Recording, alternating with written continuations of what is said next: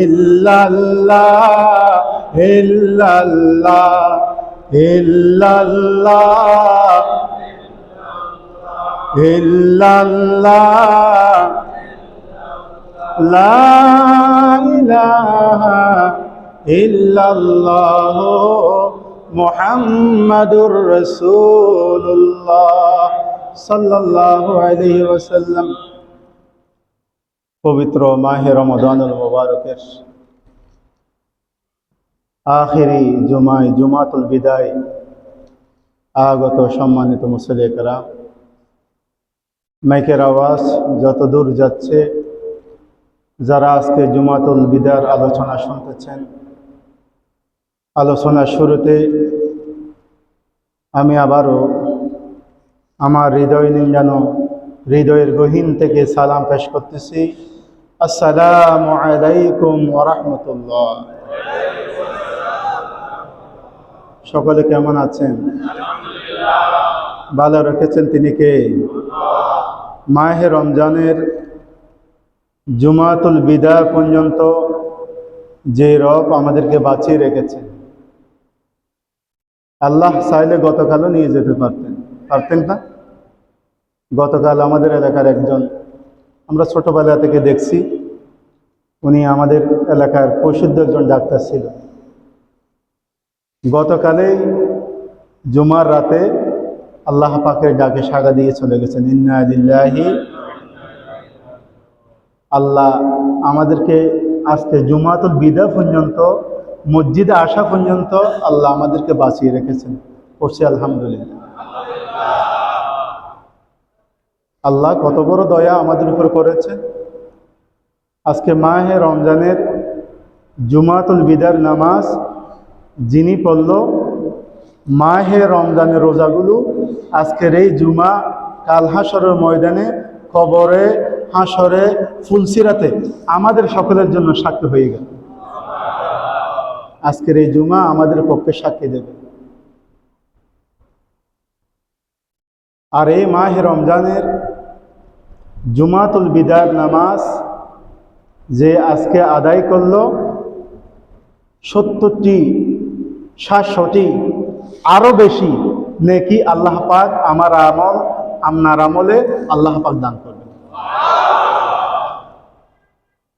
যে রব আমাকে এবং আপনাদের সবাইকে এত বড় নিয়ামত জুমাতুল বিদায় আসার জন্য, বসার জন্য, জুমার নামাজ পড়ার জন্য, রবের কুদরতি কদমে সিজদা দেওয়ার জন্য যে মুনিব আমাদেরকে এত দয়া করেছেন, এত রহম করেছেন, সেই মুনিবের দরবারে আবারও বলছি আলহামদুলিল্লাহ।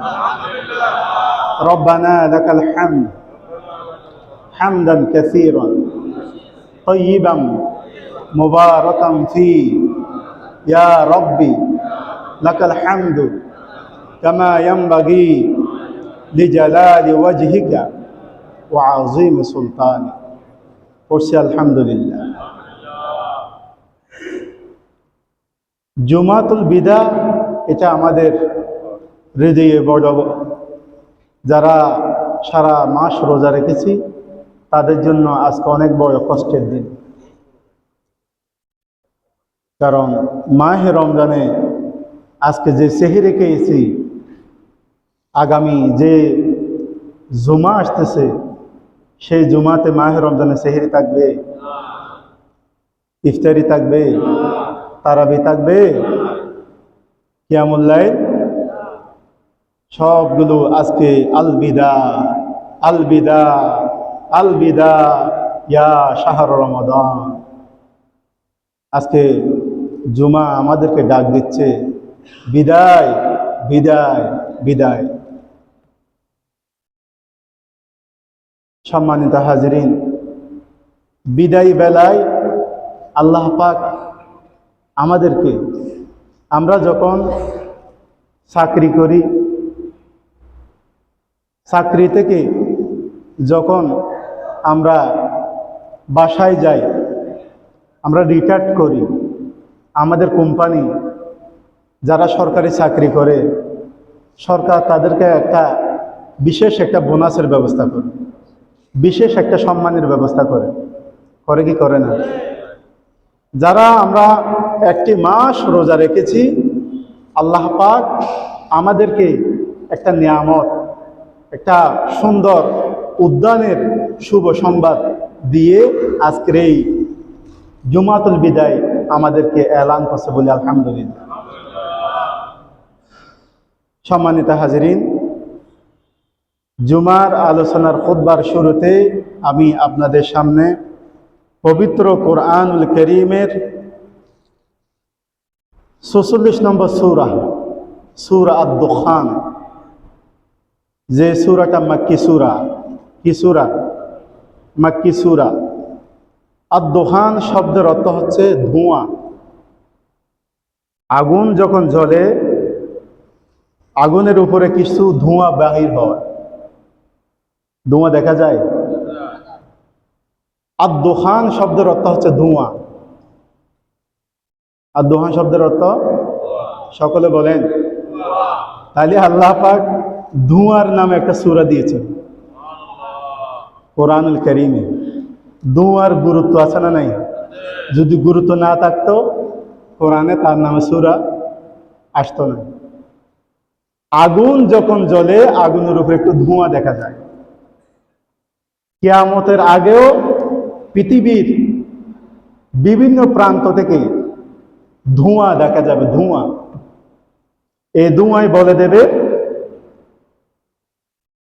কিয়ামত খুব সন্নিকট, কিয়ামত খুব কাছে, দুনিয়ার আয়ু শেষ।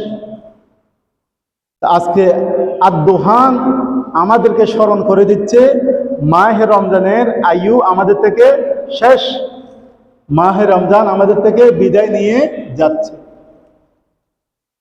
এই মাহে রমজানে যারা রোজা রাখার মতো রাখলো, আগুন যেভাবে কাঠকে জ্বালিয়ে বর্ষ করে দেয়, পুড়িয়ে ছারখার করে দেয়, মাহে রমজানে যারা এক মাস সিয়াম সাধনা আমরা করেছি, আল্লাহ সুবহানাহু ওয়া তাআলা তার জীবনের সমস্ত গুনাহগুলোকে আগুনের মতো ধুয়ে পরিষ্কার করে পাকা পুক্ত করে মুত্তাকি হিসেবে কবুল করে। যার কথা আল্লাহ সুবহানাহু ওয়া তাআলা আমি আপনাদের সামনে পেশ করেছি পবিত্র কোরআনুল কারীমের সূরা আদ-দুখানের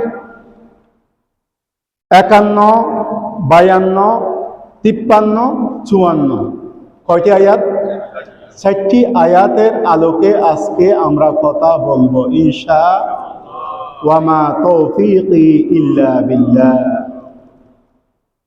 রব্বি ইশরাহ লি সাদরি ওয়া ইয়াসসির লি আমরি ওয়াহলুল উকদাতাম মিন লিসানি ইয়াফকাহু কওলি। বলছি আলহামদুলিল্লাহ।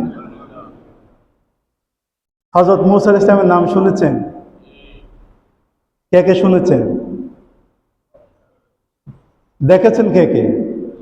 হ্যাঁ, দেখেন না কেন? আপনার পাশে মূসা আছে না? ঈসা আছে না? আছে। এই মূসা, এই ঈসা, এই নামগুলো আমরা পেয়েছি কোথায়? কোরআন। সুবহানাল্লাহ বলে। মূসা আলাইহিস সালামের মুখটা ছিল জটলা, কথা বলতে পারতো না। কথা বলতে, কথার আগে হাত চলতো। কথার আগে কি চলতো? কারণ আপনারা দেখবেন যারা তোতলা, তারা তাদের মুখের ভাষাটা বলতে গিয়ে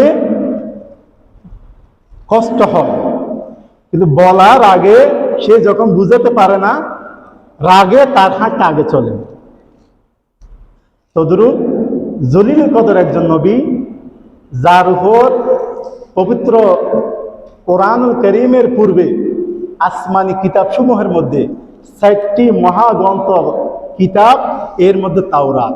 সুবহানাল্লাহ বলেন। তাওরাত কোন নবীর উপর নাজিল হয়েছে? ওই মূসা আলাইহিস সালাম মুখের একটু জটলা ছিল, তার কারণও রয়েছে।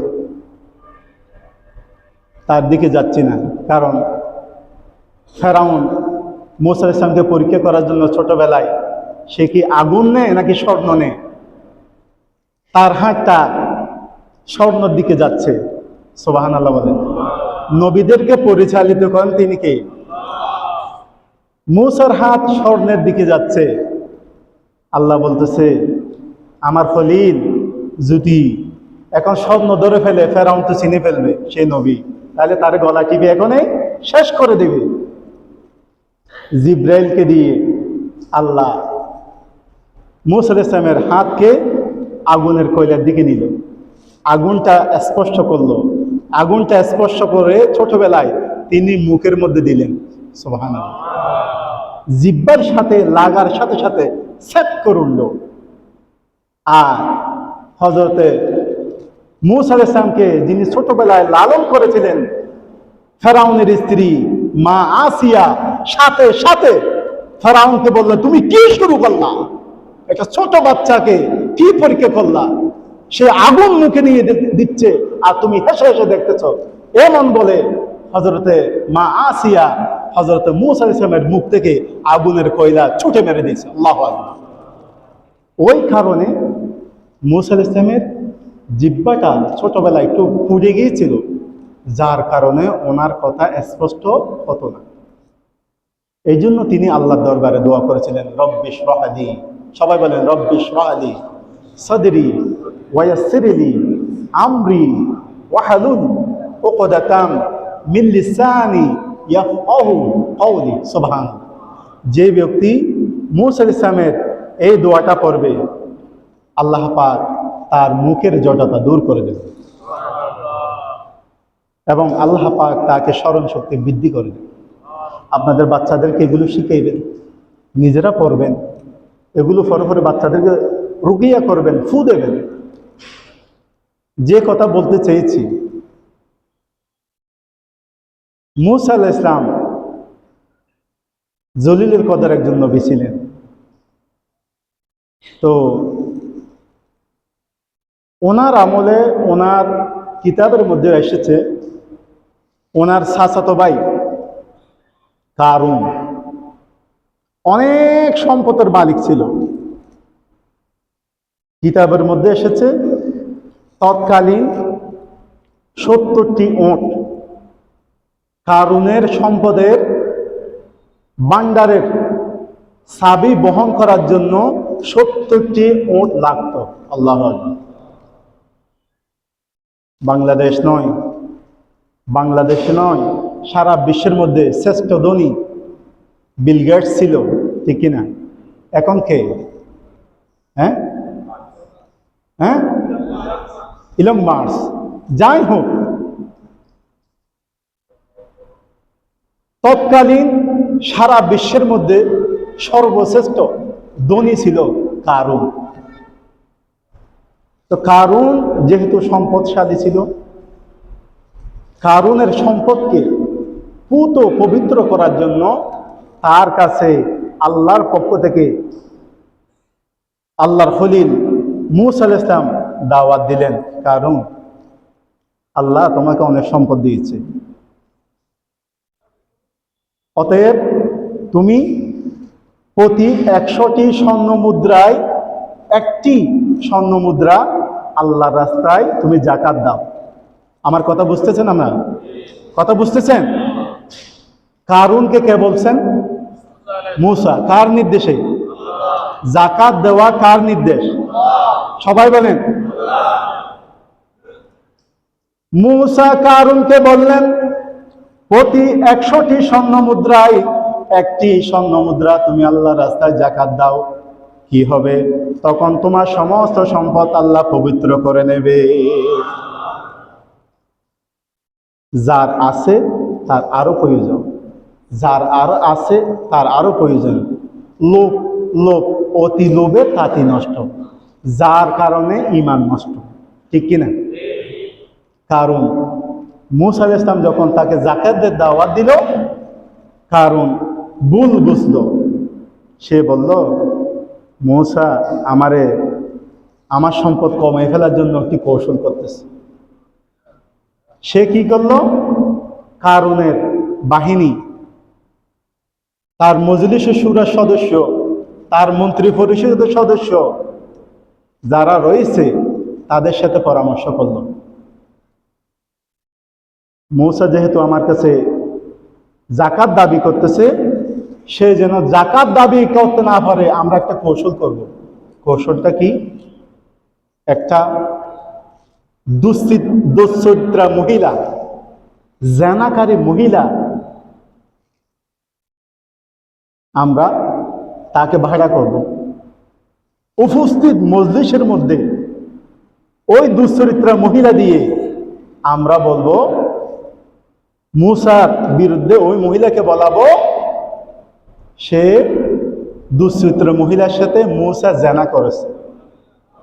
এত আস্তে একজন নবীর বিরুদ্ধে তোহমত দিচ্ছে, ইমানদাররা বলেন নাউজুবিল্লাহ। তাহলে তোহমত নবীদের বিরুদ্ধে ছিল, আমাদের বিরুদ্ধে আসে না, এটার জন্য কোনো ফেরাসানি নেই। তোহমত আসবে, মিথ্যা অপবাদ আসবে, ইমানদারদের জন্য আসে, এটা পরীক্ষা। আমার নবীকে পাগল বলে নাই, জাদুকর বলে নাই। মূসা আলাইহিস সালাম উপস্থিত মজলিসের মধ্যে সবাইকে ডাক দিয়ে বললেন, হে কারুনের সদস্যরা, আমার উম্মতের নরনারীরা, যারা ধন সম্পদশালী, তোমরা সবাই আল্লাহর রাস্তায় যাকাত দাও। তখন উপস্থিত এক মহিলা, দুশ্চরিত্র মহিলা, কারুনের টাকা খাইয়া, কারুনের সম্পদের লোভে উপস্থিত ভরা মজলিসের মধ্যে সবাইকে বলতেছে, তোমাদেরকে যে মূসা যাকাত দেওয়ার জন্য দাওয়াত দিচ্ছে, সেই মূসা আমার সাথে জেনা করেছে।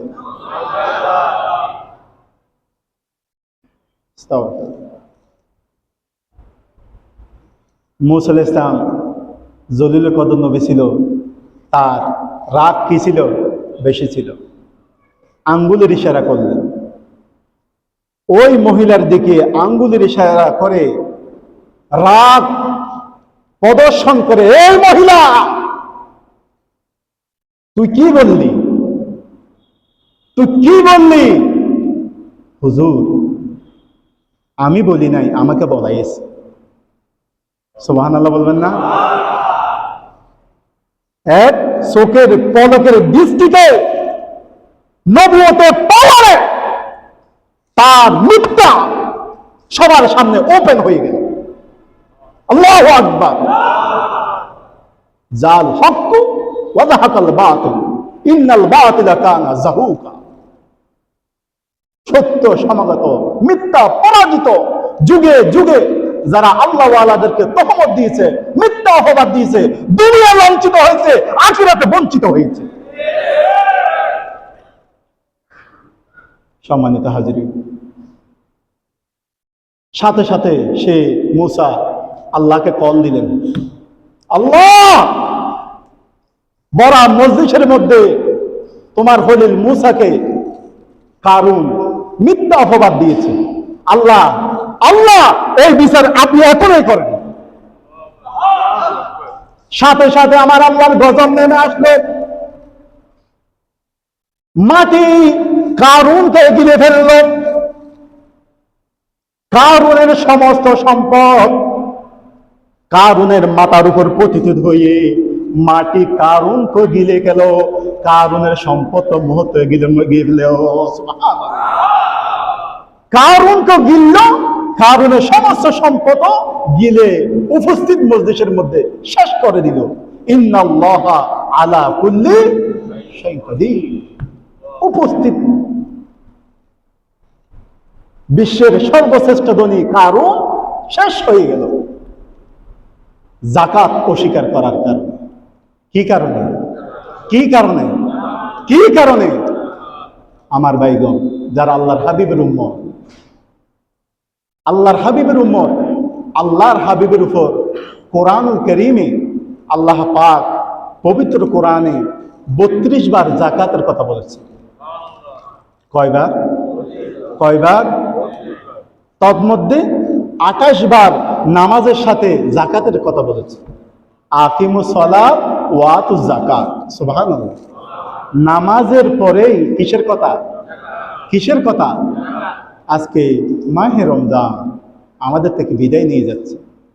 আমাদের সুবর্ণ সুযোগ, একে সত্য আমরা যারা মুসলিম সমাজ, আমরা বছরে হিসাব করে থাকি মাহে রমজানে জাকাত দেওয়ার জন্য, ঠিক কিনা? আমাদের যাদের উপর জাকাত ফরজ হয়েছে, জাকাত এটা গরিবের প্রতি দয়া নয়, এটা গরিবের হক। আপনার সম্পদের মধ্যে গরিবের হক। কোরআনুল কারীমে 8টি খাতে জাকাতের কথা এসেছে। এই 8টি খাত খুঁজে খুঁজে আমাদের যাদের উপর জাকাত ফরজ হয়েছে, আল্লাহ সুবহানাহু ওয়া তাআলা আমাদেরকে আল্লাহর রাস্তায় জাকাত দেওয়ার জন্য কবুল করুন বলে আমিন। একটু দরুদ শরীফ পড়েন, আল্লাহুম্মা সাল্লি আলা।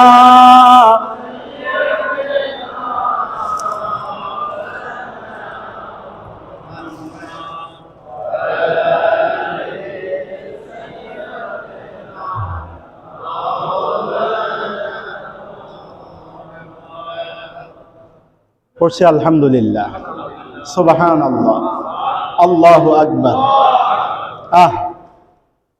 এই মাহে রমজানে জুমার পাবো কিনা জানি না।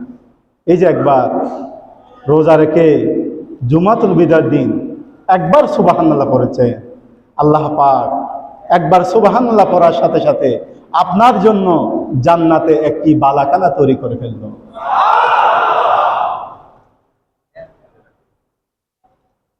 সম্মানিত হাজরিন,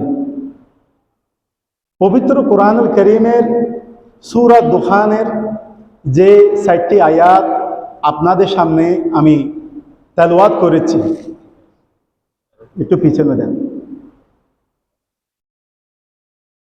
ওই 51 নং আয়াতে আল্লাহ পাক বলতেছেন, তার আগে একটা কথা বলি, এই মাহে রমজান আল্লাহ পাক আমাদেরকে কি জন্য দিয়েছেন?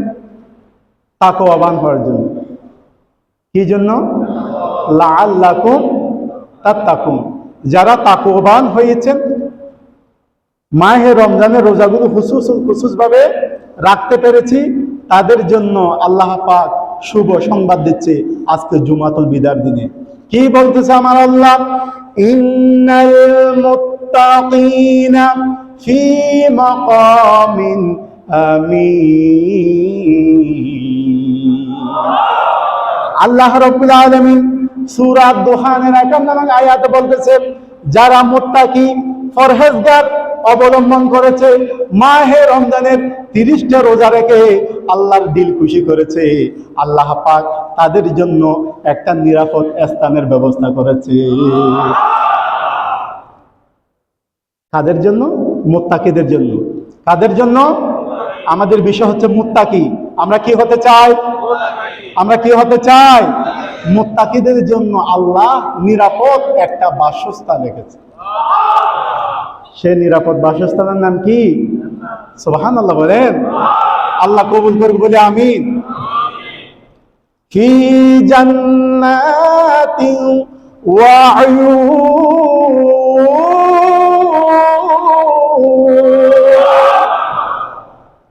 ওই জান্নাতের বাগান সমূহে, প্রস্রবণ সমূহ সারাবান তুহুরা, জান্নাতীদের জন্য, মুত্তাকিদের জন্য আল্লাহ পাক রেডি করে রেখেছে। যারা রোজা রেখেছেন আপনাদের মর্যাদা কম না বেশি? এগুলো কার জন্য রেডি করেছেন? সুবহানাল্লাহ বলেন।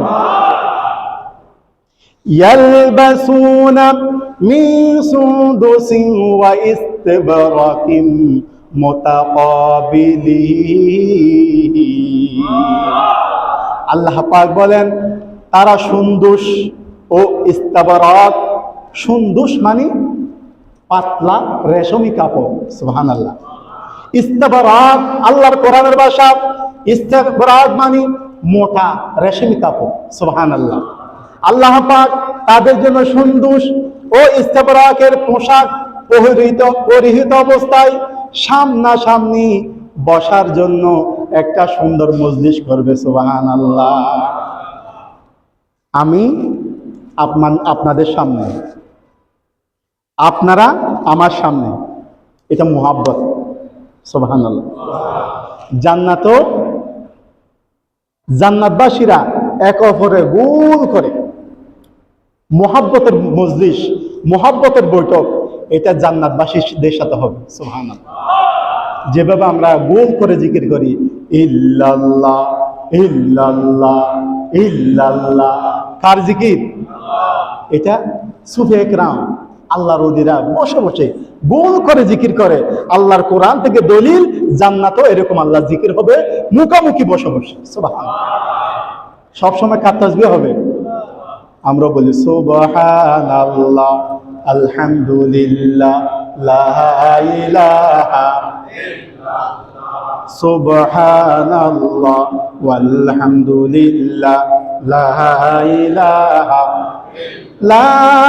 ইলাহা ইল্লাল্লাহ, মুহাম্মাদুর রাসূলুল্লাহ। সকলে বলে সাল্লাল্লাহু আলাইহি ওয়াসাল্লাম। তারা বসে বসে এক অপরের মুহাব্বতের গোল বৈঠক থাকবে কোথায়? কোথায়? জান্নাতে। সুবহানাল্লাহ।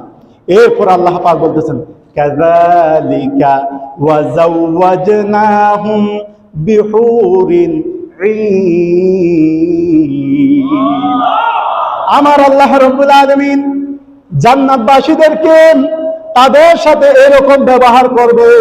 আমি আল্লাহ ওই মুত্তাকি, ওই পরহেজগার, ওই রোজাদারদের জন্য ডাঙর ডাঙর চোখওয়ালা হুর এবং হুরদের সাথে বিবাহ দেওয়ার জন্য আমি জান্নাতে সুন্দরী রূপসী ডাঙর ডাঙর চোখওয়ালা হুরদের ব্যবস্থা করে রেখেছি।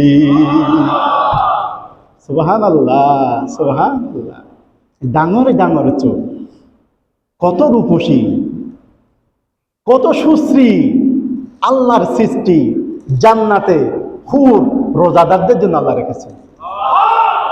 তাফসীরের মধ্যে এসেছে কেন? সারাদিন রোজা রেখেছেন, পাশে সুন্দরী বিবি, আপনার মিলনের জন্য আকাঙ্ক্ষা এসেছে, আপনি বিবিকে টাচ করেন নাই, বিবির সাথে মিলন করেন নাই। কার বয়ে? কাকে সন্তুষ্টির জন্য? যারা সংযম করেছেন সারাদিন, সেই সকাল থেকে আপনার সূর্যাস্ত পর্যন্ত না খেয়ে থেকেছেন, সহবাস থেকে বিরত থেকেছেন, আমার আল্লাহ রব্বুল আলামিন কোরআন কারীমে বলতেছে ওই মুত্তাকি পরহেজগার আল্লাহওয়ালাদের জন্য ডাঙর ডাঙর চোখওয়ালা হুরদের সাথে বিবাহের ব্যবস্থা করেছে। কোথায় হবে সেই বিবাহ? বিবাহ করবেন তো? করবেন? ঘরে গিয়ে আপনার বিবিরে কইয়েন, আজকে বললেন বাদ দিবনি, জান্নাতে বিবির সাথে থাকবে, থাকেন। যদি আপনার আমার বিবি নেককার পরহেজগার হয়, বিবিকে বুঝ দিয়ে দেবেন, আই হে আমার বিবি, তুমি রাগ করো না, জান্নাতি হুর যে রূপসী বিবি থাকবে, তুমি যদি আমাকে সন্তুষ্টি করতে পারো আর আমি যদি তোমার উপর সন্তুষ্টি থাকি, এক অপরের সন্তুষ্টির উপরে আমরা যদি ঈমান নিয়ে কবরে যাই, তুমি জান্নাতের হুরদের সর্দার থাকবা। দেখবা আপনার বিবি আপনাকে একটা মুস্কি হাসি দিয়ে আপনাকে ভালোবাসার উপহার দান করবে। তাহলে আমাদের এই ঘরের বিবিরও জান্নাতে আমাদের সাথে থাকুক, আমরা চাই কি চাই না? আল্লাহ পাক কবুল করুক বলে আমি একটু দরুদ শরীফ পড়েন, আল্লাহুম্মা সাল্লি আলা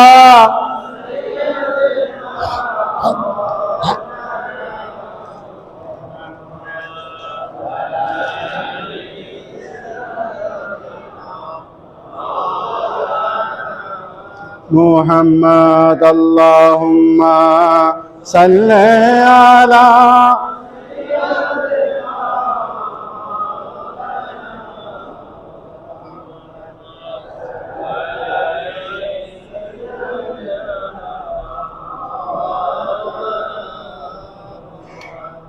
আমরা যারা রোজা রেখেছি, আমরা সফল হতে চাই কি চাই না?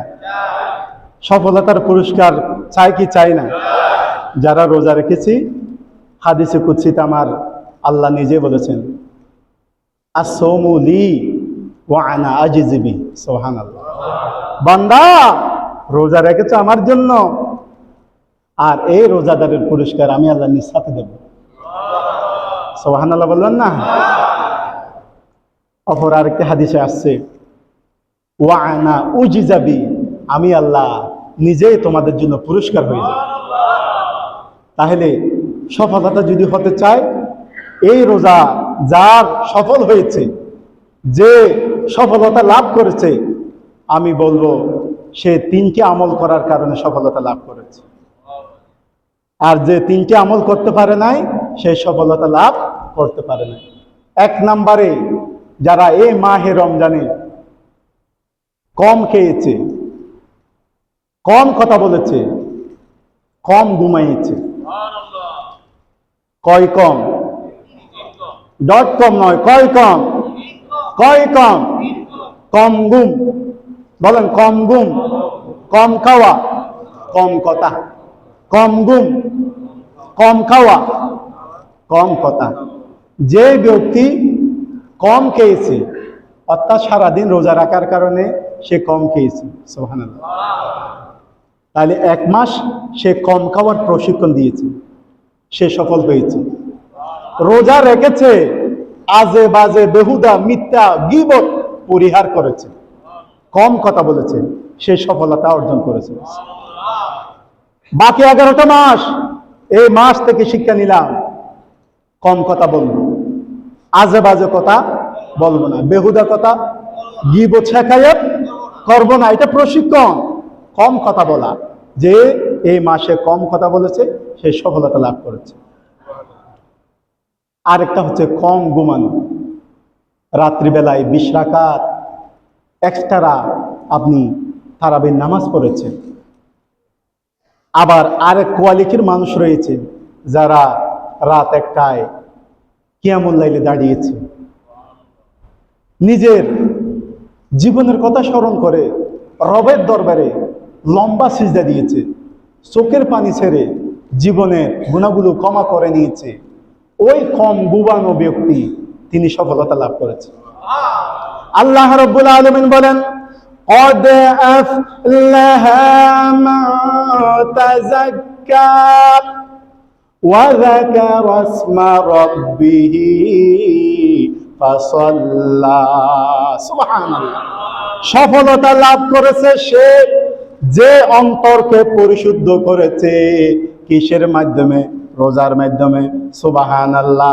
এবং তার পালনকর্তার নাম স্মরণ করেছে নামাজ আদায় করে করে।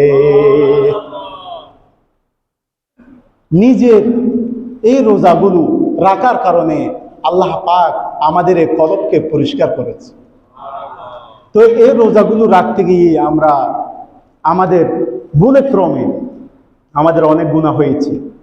হাতের গুনাহ, পায়ের গুনাহ হতে পারে, আমরা মানুষ, ঠিক কিনা?